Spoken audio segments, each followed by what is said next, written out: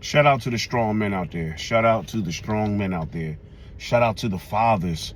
I mean, the good fathers out there that's just doing they part.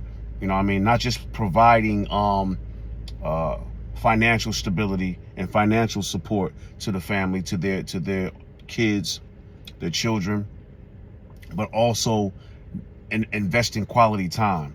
You know, teaching moments, giving teaching moments to these kids as often as they possibly can, whenever they can find a way to do it, or a moment to be able to do that.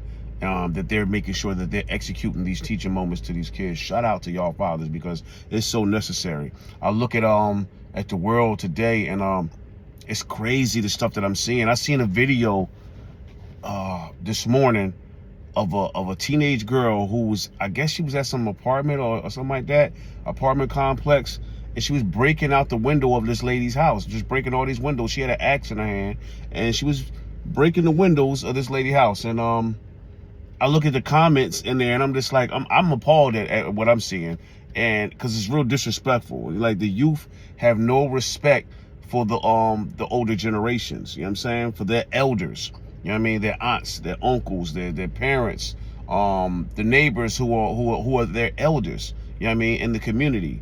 You know, it was a time when we was coming up when we respected our elders. We respected our neighbors. You know, we respected people who were older than us, period, let alone the people in our family.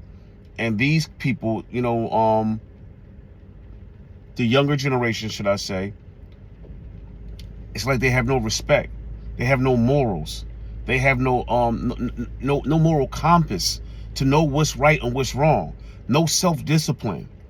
And that's where the fathers are so important. And I'm not saying that there are some good single parent women in the household that's really have done a phenomenal job. I know quite a few of them in my family, as well as, you know what I mean, out in the community that I live in, and the many different communities that I lived in.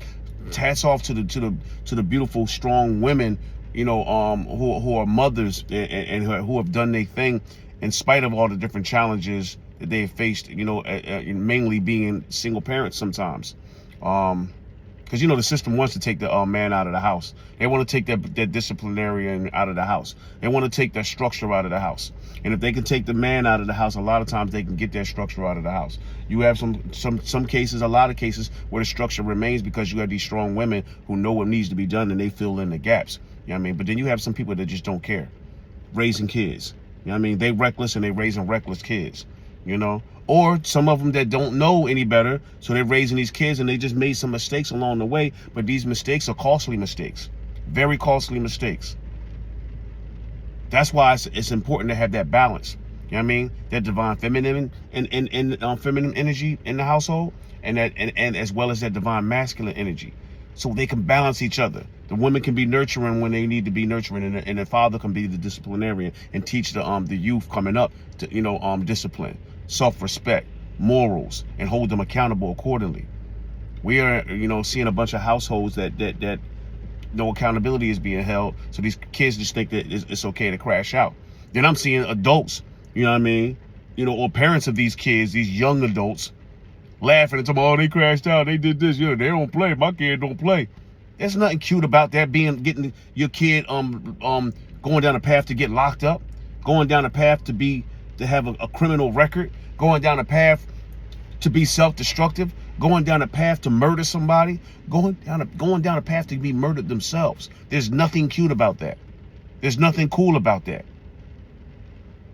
So shout out to the fathers out there, you know what I mean, that are allowed to, not even allowed, that make sure that despite what the system is doing, that they are being a positive part of their kids' lives. That they're making sure that they are doing what is needed of them to make sure that their kids get a proper upbringing with proper balance. You know what I'm saying? And the proper things installed in them psychologically that they need to succeed out here in this world. Our future generations are targeted, point blank. You know what I mean? Targeted for self-destruction. This stuff ain't just coincidental to what we seeing in the world today. You know what I mean? This stuff has been well planned. You know what I mean? It's intentional. They've done this on purpose. And we have to take a lot of this blame because we let our children be exposed to this poisonous system. I'm going to say it again. We let our children be exposed to this poisonous system with their poisonous social media, their poisonous reality TV, where all you see is ratchetness and everybody arguing and fighting each other and disrespecting each other, and hollering at each other's husbands and trying to, sex each other's wives now. You know what I'm saying? So you got the poisonous social media TV, poisonous reality TV, poisonous music. You know the music is poison, and y'all dance in the clubs to this stuff like it's cool. Y'all don't know the vibration that's permeating and penetrating your being, your essence, your energy. Then you go home with that negative energy that you done absorbed, you know what I'm saying, like a sponge, and you give it back to your kids. Not even knowing, unsuspectingly. You carrying that. It's like when you're being exposed to radiation. You don't even know you're walking around with radiation all over your body, poisoning your cells.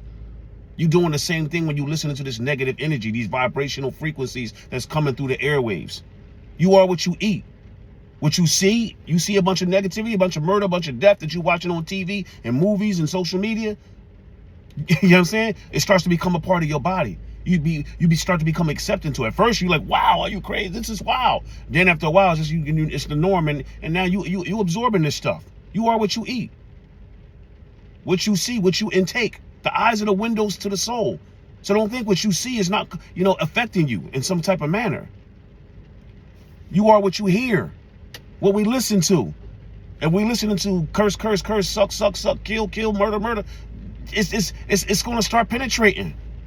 It's going to start becoming a part of your body like a sponge. You soaking this stuff up. You are what you eat. These thoughts that they putting out there. We start perceiving this thing, the reality, as what they've given us. Poisonous social media, poisonous TV, poisonous music, poisonous culture of self-hate and recklessness that they manufactured and gave to our youth, and then they called it black culture. And all of this is intended to destroy them, or us, our youth, our future generations, and any hope of a positive future. They went and replaced Stevie Wonder, Marvin Gaye, Whitney Houston, Luther Vandross, Blue Magic, Earth, Wind and Fire, LTD, and the likes of them, you know what I'm saying, with Lil Nas X, Lil Wayne, Nicki Minaj, Cardi B, Red, what's her name? Something, I forget. Sexy Red, you know what I mean? And a bunch of other sex-crazed, drug-promoting, drug-using, self-destructive demons posing as musicians and entertainers. They are put up there to do something. And it's not to entertain you, it's to mislead you. You know what I'm saying? That's not entertainment, watching our kids showing they private parts all on stage and, you know what I mean, and selling their bodies to become rich and famous. That used to be called a harlot back in the day. You know what I'm saying? They posing as musicians, but they're destructive demons, self-destructive demons. You know what I'm saying? Spreading low vibrational music, the music of Pan. Look up Pan and what he was. The half man, half goat dude that walked around playing the flute through the city, hypnotizing the masses. This is what's going on, and y'all don't even realize it. Everything that you've seen and read about back in the day wasn't just all fairy tales. This is real energy. We're talking about spirits right now. We're talking about conscious energy, you know what I'm saying, in a demonic form, with a demonic essence. Poisoning our communities, our unsuspecting youth. And we wonder why our kids are so full of hatred, bad thoughts, spiritually destroyed, psychologically lost and confused, as well as emotionally imbalanced and morally toxic. Woo! Toxic when it comes to life. And the sad part is that they're oblivious to it. Because they think that this is the way things are supposed to be. That they are supposed to celebrate hating each other, destroying each other, killing each other, disrespecting each other, instead of loving each other, embracing each other, helping each other, lifting each other. They have no compassion, no love, no respect, or anything else, or anything good for anything outside of themselves and their immediate desires. You know what I mean? They've been poisoned by the perception of reality. Their perception, should I say, of reality has been poisoned. And it was given to them by a sick, this poison was given to them by a sick, poisonous society, ran by sick, poisonous people or entities. I don't even like to call them people because they're not even, we know they're not human. In order to be human, you got to have some hue. You know what I'm saying? Inside and outside, as above, so below, as within, so without. They ain't got none of that. If you lay with the sick and diseased and infested, eventually you will become one of them. If you hang around non-broke people, you're going to be the 10th.